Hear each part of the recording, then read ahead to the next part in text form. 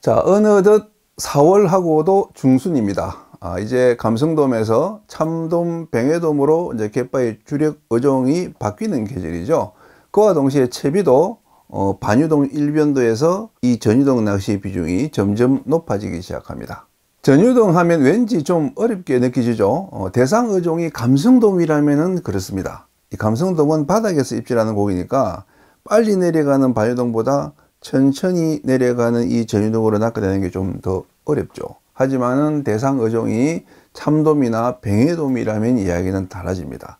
이 고기들은 밑밥이 반응해서 잘 뜨는 대상어들이기 때문에 상, 중, 하층을 단계 더듬고 내려가는 전유동이 반유동 낚시보다 더 쉬울 수가 있습니다.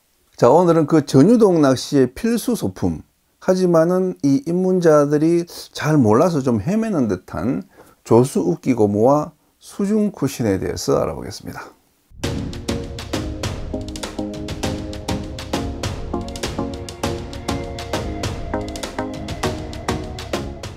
바로 이놈들입니다. 아마 가장 중구난방 제멋대로 통일되지 않은 이름으로 다양하게 불리는 소품이 아닐까 합니다.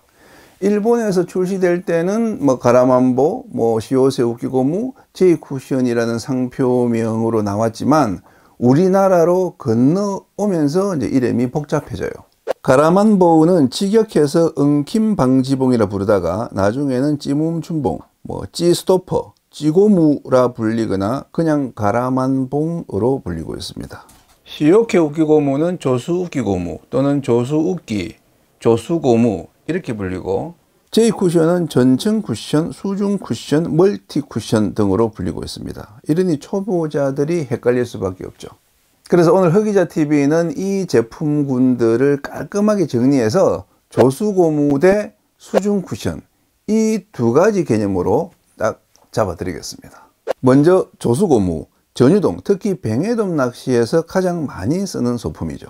뱅에돔 채비는 도래 대신 직결을 많이 쓰는데 일반 찌고무만 넣으면 이렇게 찌가 직결 밑으로 내려가 버리니까 이렇게 원줄에 조수고무를 고정해서 찌가 더 이상 내려가지 않게 잡아줍니다.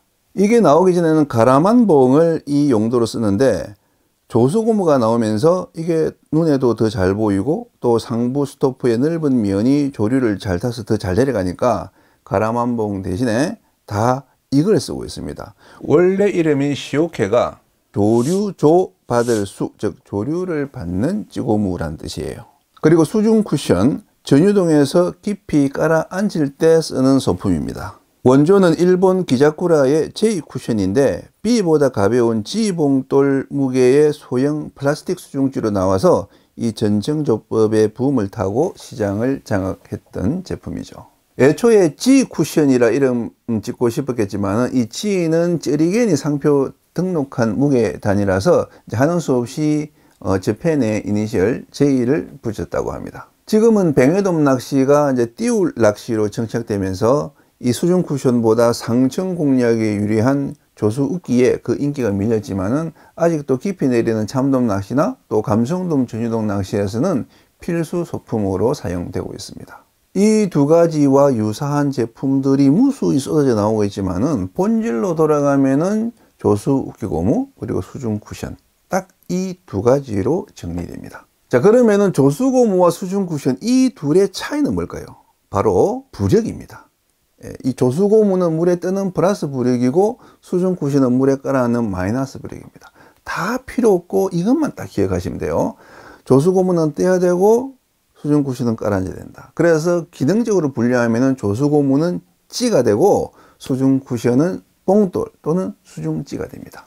그래서 3 내지 5m 얕은 수심을 노릴 때는 조수고무를 쓰는 게 좋고 7 내지 10m로 깊은 수심을 노릴 때는 수중 쿠션을 쓰는 게 좋습니다. 다만 잠길 낚시, 투제로 잠길 낚시를 할 때는 수심에 상관없이 물에 뜨는 조수고무를 사용해야 침강 속도를 정확하게 미세 조절할 수 있습니다. 제 경우에는 이제 뱅에돔 낚시나 돌돔 찌낚시를 할 때는 조수고무를 이제 사용하고 참돔 낚시나 감성돔 낚시를 할 때는 수중 쿠션을 사용합니다. 조수고무는 넓은 상부 스토퍼와 좁은 하부 스토퍼가 있는데 먼저 상부 스토프를 원줄에 넣고 그 밑에 이제 봉을 끼운 다음에 하부 스토프를 넣어서 완전히 밀착해 주면 됩니다. 이 상태에서 이런 민물 낚시용 찌 스토프를 하나 더 끼워 주면 이 찌 무게에 밀려서 조수고무가 밑으로 내려오는 것을 막아줄 수 있죠. 조수고무는 대, 중, 소 보통 세 가지 사이즈가 있는데 조류가 약하면 조류를 많이 받는 대자를 고르고 조류가 강하면 조류를 적게 받는 소자를 고릅니다. 하지만 적당한 유속에서는 중 사이즈의 조수고무가 가장 무난합니다. 다시 말하지만 반드시 물에 뜨는지 확인하고 사용하셔야 됩니다. 그래야 이 투척 직후에, 그러니까 채비가 정렬되기 전에는 이 조수고무가 물에 떠 있다가 채비가 정렬된 후에 천천히 깔아앉으면서 내 채비가 지금 정렬됐구나, 내 채비가 지금 어디쯤 깔아앉고 있구나 하는 것을 알 수가 있습니다. 조수고무 중에는 이제 실리콘으로 만든 깔아앉는 제품도 꽤 많은데, 그런 제품들은 이 채비가 정렬되기 전에 지가 먼저 깔아앉아 버리기 때문에 내 채비의 정렬 상태를 파악하기가 어렵고, 또 이렇게 깔아앉으면서 밑에 채비를 이렇게 팽팽하게 당겨주는 이 투제로찌 자동 견제 기능도 발휘하지 못합니다. 간혹 조수욱기의 부력은 어떤 게 좋나요? 하고 묻는 분이 있는데, 모든 조수욱기는 투척 후엔 뜨고 정렬 후에 깔아앉는 투제로 부력입니다. 만약에 투제로 부력이 아니다, 그거는 이 조수고무가 아닌 거죠. 조수고무의 개념에서 벗어난 제품입니다. 가령 포장지에 조수욱기 또는 조수고무라 표기되어 있어도 그 부력이 뭐 G2나 G5로 표기되어 있다면 그것은 조수고무가 아니고 목줄지로 봐야 되고, 반대로 마이너스 G2, 뭐 마이너스 G3, 마이너스 G5 이렇게 적혀 있으면은 그것은 조수고무가 아니라 수중 쿠션으로 분류해서 사용해야 됩니다. 가령 쩌리겐 매치봉을 조수고무 대용으로 쓰는 분들도 있는데, 매치봉은 제로, 투제로, 쓰리제로 세 부력으로 출시됩니다. 그 중에서 투제로만 조수고무와 같은 기능을 하고, 제로는 목줄지, 쓰리제로는 잠수지 기능을 한다고 이해하시면 됩니다. 저는 대마도에서 이 조수고무의 위력을 체험한 적이 있습니다. 이 제로지 밑에 이제 조수고무를 달아서 이제 계속 뱅에돔을 몇 마리 낚다가 원줄이 끊어져서 이제 채비를 새로 하는 와중에 그냥 손에 집히는 그 가라만봉을 조수고무 대신에 이제 끼운 거예요. 그래서 이제 다시 낚시를 하는데 이상하리만큼 입질이 없는 겁니다. 그래서 혹시나 싶어서 다시 이제 이 가라만봉을 떼내고 이제 거기 조수고무를 끼워서 다시 던졌더니 그제야 또 이제 뱅에돔이 낚이기 시작하는 거예요. 자세히 보니까 그 수면의 찌는 바람에 이렇게 조금씩 밀려도 그 수중에 있는 조수고무는 조류를 타고 이 찌와 반대 방향으로 조금씩 이렇게 가는 거예요. 그 미세한 거리, 그 미세한 그 흐름의 차이가 입질이 오고 안 오고를 결정짓더라는 겁니다. 그래서 이 뱅에돔이 진짜 예민한 고기군 한 걸 그때 다시 느꼈고, 그 후로는 뱅에돔 낚시할 때 거의 이 조수고무를 사용하고 있습니다. 하지만 이건 어디까지나 제 경험이고, 뱅에돔 고수분들 중에는 이 조수고무가 커서 이 입질 전달 감도가 좀 떨어진다는 이유로 더 작은 가라만봉만 쓰는 분들도 있습니다. 심지어 이 가라만봉도 크다는 이유로 더 작은 그 민물 낚시용 찌 스토퍼 그것만 가지고 낚시하는 분들도 있어요. 또 반대로 그 조수고무보다 더 크고 더 잘 보이는 매치봉을 써서 뱅에돔을 낚는 분들도 있습니다. 그래서 뱅에돔 낚시를 이제 시작하시는 분이라면은 조수고무, 또 가라만봉, 매치봉 뭐 이런 것들을 좀 다양하게 써보면서 어떤 걸 썼을 때 더 좋은 조과가 나오는지, 어떤 게 내가 낚시하기에 더 편한지 이렇게 이제 비교하면서 낚시하는 그런 이제 그 노력을 좀 해보시면 찌를 바꾸는 것보다 더 빠르고 더 실질적인 실력 향상을 체험하실 수가 있을 겁니다. 수중 쿠션의 원조격인 J 쿠션, 지금도 매니아층이 많지만은 예전 인기만큼은 못합니다. 이 수중 쿠션은 침력만 맞으면은 뭐 큰 그 제품 간의 어떤 성능 차이가 없기 때문에 가격이 저렴한 국산 수중 쿠션들의 시장 점유율이 더 높죠. 수중 쿠션은 침력만 잘 선택하시면 됩니다. 보통 이제 G6, G5, G4, G3, G2, G1이 있고 그보다 무거운 B, 2B, 3B, 4B, 5B가 있는데 이 많은 이 침력의 수중 쿠션을 다 살 필요는 없어요.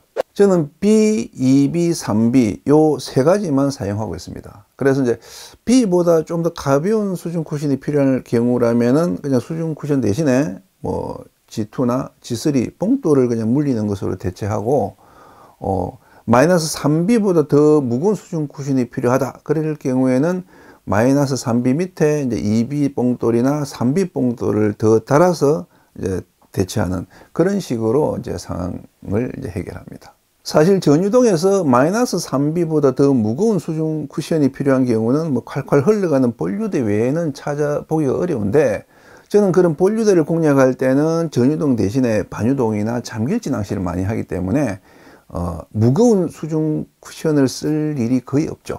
하지만 이것 역시 어디까지나 제 방식이고 마이너스 5B 또는 그보다 더 무거운 수중 쿠션을 사용해서 본류대를 공략해서 아주 멋진 효과를 거두는 고수분들도 많이 있습니다. 그냥 2B나 3B 봉돌 달면 되지 굳이 뭐 수중 쿠션을 사서 사용할 필요가 있나요? 뭐 봉돌과 수중 쿠션은 무슨 차이가 있나요? 이렇게 물어오는 분들도 있습니다. 봉돌에 비해서 수중 쿠션은 세 가지 장점이 있습니다. 첫째, 체적이 이 봉돌보다 커서 조류 타기 기능이 좋다. 둘째, 이 찌 밑에 봉돌을 다는 것보다 수중 쿠션을 다는 게 원줄 엉킴이 덜하다.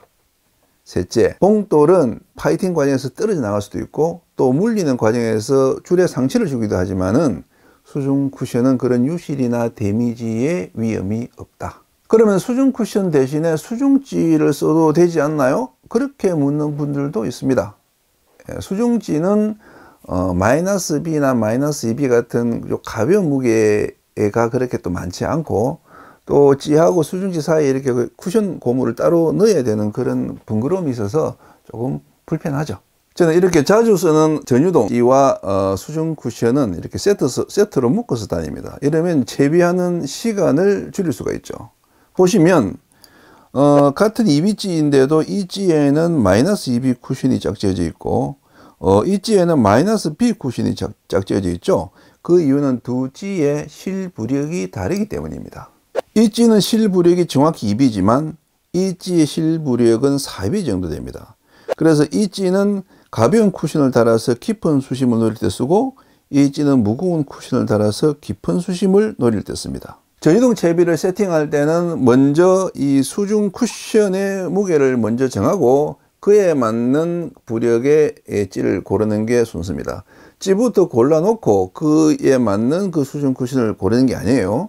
그리고 2B찌에는 꼭 마이너스 2B 쿠션을 달아야 되는 것은 아니라는 점. 2B찌에 마이너스 B 쿠션을 달아도 즉 찌의 부력이 남아 있어도 이것이 전유동이기 때문에 입질이 오면은 아무 문제 없이 이 찌가 시원하게 빨리 된다는 것과 또 반대로 뭐 2B찌 혹은 B찌에 마이너스 3B 수중 쿠션을 달아도 즉 이 찌 부력보다 무거운 이 쿠션을 달아도 이거 전유동이기 때문에 줄만 계속 풀어주면은 계속 이 채비를 문제없이 흘려 넣을 수 있다는 것도 알아두시면 좋습니다. 그렇게 찌 하나에도 다양한 침력의 수중 쿠션을 폭넓게 운영할 수 있다는 게 이 전유동 낚시의 특징이자 매력이라는 사실도 기억해 두시면 좋겠습니다.